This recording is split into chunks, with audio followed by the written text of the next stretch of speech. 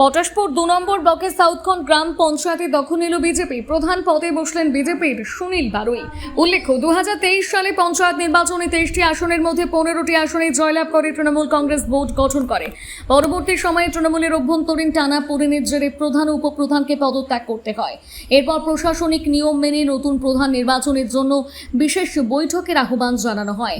সেই বৈঠকে তৃণমূল কংগ্রেস ও বিজেপির মোট 18 জন সদস্য উপস্থিত ছিলেন বলে জানা গিয়েছে। বৈঠকে সর্বসম্মত সিদ্ধান্তের ভিত্তিতে বিজেপির সুনীল বারুইকে সাউথখন গ্রাম পঞ্চায়েত নতুন প্রধান নির্বাচিত করা হয়। প্রধান পদে সুনীল বারুই নির্বাচিত হওয়ার পর সাউথখন গ্রাম পঞ্চায়েতের পরিচালন ক্ষমতা কার্যত বিজেপির হাতে চলে আসে। পঞ্চায়েতের এই রাজনৈতিক পালাবদলকে ঘিরে এলাকায় রাজনৈতিক মহলে চর্চা শুরু হয়েছে। 2023 সালে নির্বাচনের সংখ্যা গরিষ্ঠতা নিয়ে তৃণমূল বোর্ড গঠন করলেও সময়ের সঙ্গে দলের অভ্যন্তরীণ সমস্যার কারণে সেই বোর্ডের নেতৃত্বে পরিবর্তন আসে।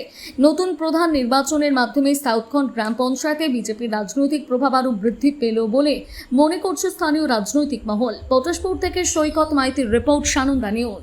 এই যে জয় সারা পশ্চিমবঙ্গের সঙ্গে 13 নম্বর সাউথখণ্ড অঞ্চল একটা পরিত্রাণ চেয়েছিলেন। তো এই জয় 4 নম্বর সাউথখণ্ডবাসীর জয় এবং এখানকার আবহাওয়ার জনতা একটা স্বস্তির নিঃশ্বাস ফেলেছে।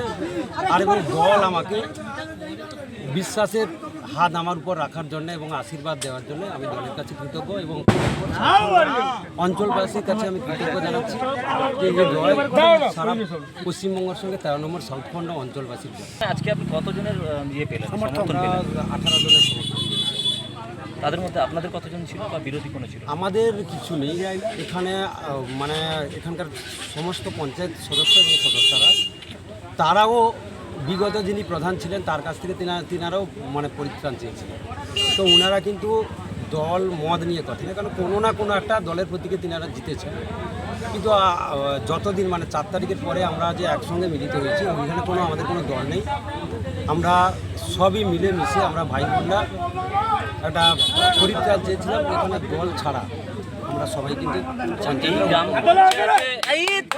আপনি একটা সময় ঢোকার জন্য চেষ্টা করতে আপনাকে গ্রাম পঞ্চায়েতে আক্রান্ত হতে হয়েছিল, সেখানে দাঁড়িয়ে আজকে আপনি প্রধান, কেমন অনুভূতি আপনার? এটাই তো পরিবর্তন।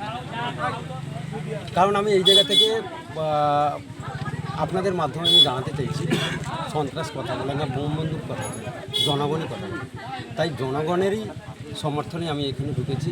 তখন হয়তো জনগণ অন্যদিকে ছিলেন, কথার অর্থ কি জনগণ ছিলেন না। জনগণকে কোনো না কোনো কারণে দাবিয়ে রাখা হয়েছে।